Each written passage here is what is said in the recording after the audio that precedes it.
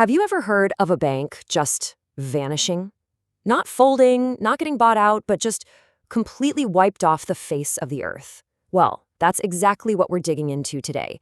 The strange and troubling case of the bank that simply disappeared. And that's the real head-scratcher, isn't it? I mean, a Swiss bank, they're supposed to be the gold standard for stability. But this wasn't some quiet merger. No, this was a financial execution, plain and simple. So the real question is, who pulled the trigger and why? Well, the answer came in 2026, and it was pretty stark. Regulators handed down what you can only call a corporate death sentence. It was swift, it was final, and it sent absolute shockwaves through the financial world. So let's unpack how it all went down. We're going to start at the end, really, with the final verdict, the nail in the coffin, liquidation.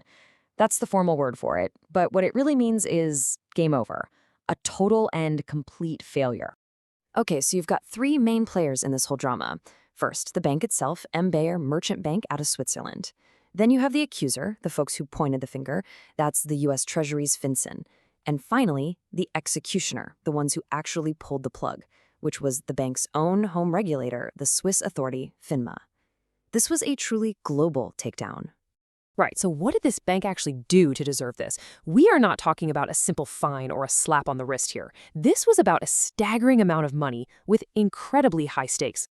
Yeah, just look at that number, over $100 million. That's the amount U.S. authorities said MBAer was funneling through the American financial system for some very shady characters.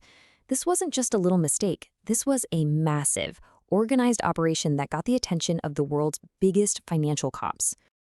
And this is where it gets really serious, because it wasn't just about the amount of money. It was about whose money it was. The U.S. claimed the funds were tied to Russian organized crime and sanctioned groups in Iran. You see, this wasn't just about breaking banking rules anymore. This was seen as a direct attack on the safety of the entire U.S. financial system.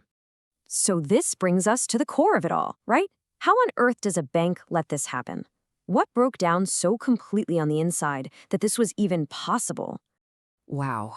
Okay, this chart right here, this tells you almost everything you need to know. A jaw-dropping 98% of the money coming into this bank was from high-risk sources. Let that sink in. Nearly every single dollar walking in the door was already a red flag. This wasn't just part of their business. It basically was their business. So when investigators looked under the hood, they found four catastrophic breakdowns. First, about 80% of their entire client list was considered high risk. Second, they weren't just accidentally breaking rules, they were knowingly violating sanctions. Third, and this is a big one, their own internal compliance team was raising alarms and they were just ignored, over and over.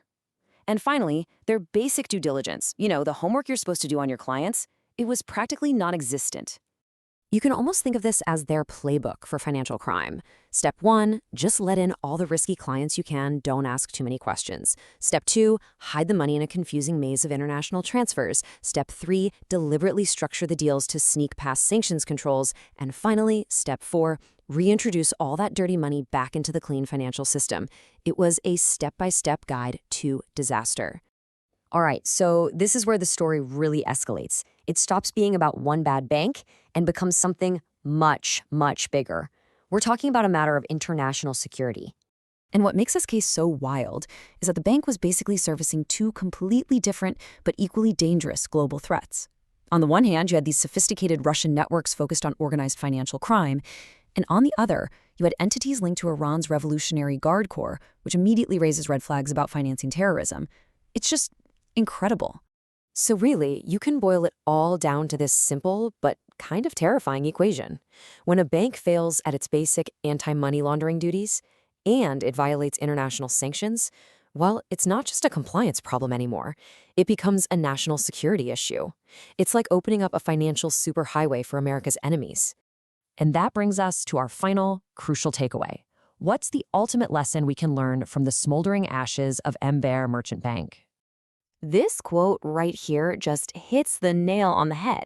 The collapse of this bank proves that getting this stuff wrong, it's not just about a fine or a stern warning from regulators. It's not a compliance risk you can just manage or budget for. No, it is an existential risk. It's a risk that can literally end you. So, for any leader out there, the message is crystal clear. You have to treat sanctions risk like a top-tier threat to your entire business. You have to beef up your screening systems, and you've got to really know who owns the money you're handling. And maybe most important of all, you have to build a culture where your compliance folks have real independent power to say no and actually be heard. And that's what I want to leave you with. It's a challenging thought. It's so easy in any company to slap a compliance risk label on something and file it away. But the story of MBear forces us to ask a harder question. Is that thing you're tracking just a small risk? Or is it hiding something far, far more dangerous? Is it hiding an existential threat? Thank you for watching this lesson. If you found it helpful, please like the video and subscribe for more AML and compliance training. If you would like to earn an anti-money laundering certificate, please visit www.nasiacademy.ca. The first course is free and eligible for certification. I'll see you in the next lesson.